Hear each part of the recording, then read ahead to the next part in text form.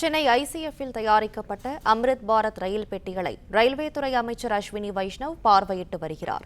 இதுகுறித்த விவரங்களை செய்தியாளர் வினோத்குமார் வழங்க கேட்கலாம். வினோத்குமார், வணக்கம். விவரங்களை சொல்லுங்க.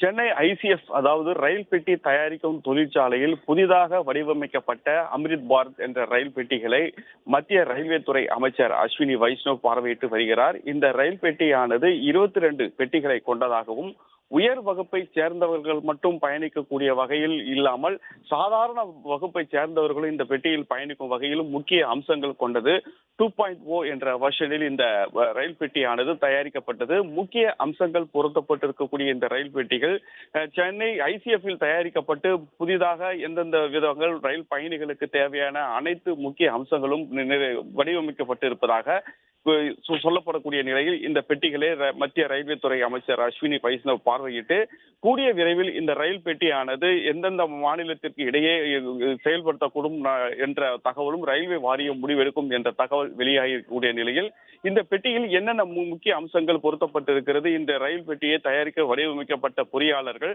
மட்டுமல்ல இதற்கான என்ன விதமான தொகை செலவிடப்பட்டது என்றதெல்லாம் இந்த செய்திக்குறிப்பில் வெளியிடப்பட உள்ளது.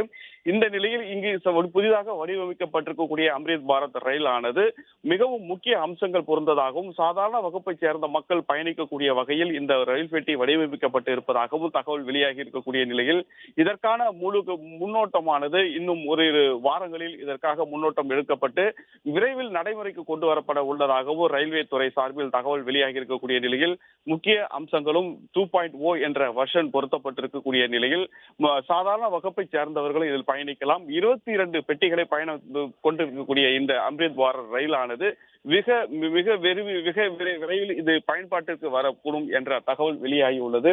மேலும் எந்தெந்த விதமான ரயில் பயணிகள் இதில் பயணிக்கலாம், இருக்கை மற்றும் படுக்கை வசதி கொண்டதாகவும் மேலும் இந்த ரயிலில் பயணிக்கக்கூடிய பயணிகளுக்கு மிகவும் பொருந்தக்கூடிய என்னென்ன அம்சங்கள் எல்லாம் அனைத்து அம்சங்களும் பொருத்தப்பட்டு இருப்பதாகவும் ரயில்வே துறை சார்பில் தகவல் வெளியாகி இருக்கக்கூடிய நிலையில் இதில் என்னென்ன அம்சங்கள் மட்டுமல்லாமல் முக்கியமாக குறிப்பாக 22 பெட்டிகளை கொண்டதாகவும் படுக்கை மற்றும் இருக்கை வசதிகளை கொண்ட இந்த அம்ரித் பாரத் ரயில் பெட்டிகளை விரைவில் நடைமுறைக்கு பயன்பாட்டுக்கு கொண்டு வர இருப்பதாகவும் தகவல் வெளியாகி உள்ளது.